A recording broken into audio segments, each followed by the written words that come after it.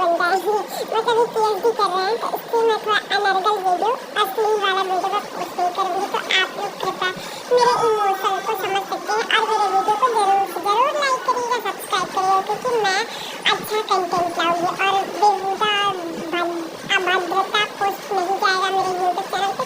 तो आप लोग चैनल को जरूर जरूर like, subscribe, share, bell icon button जरूर दबाइएगा। मैं हूँ एक प्रोफेसर की वाइफ, मेरा नाम है नीतू, मेरे हस्बैंड का नाम है राकेश। हेलो गाइस, मेरा नाम है नीतू, मैं बनारस से। मेरे ब्लॉग्स में आप सभी का स्वागत है। जैसे कि आप सब देख रहे हैं, मैं वीडियो बनाना सीख रही हूँ, तो आप लोग मेरी वीडियो कमेंट जरूर करिएगा कि मेरी वीडियो कैसी लगती है।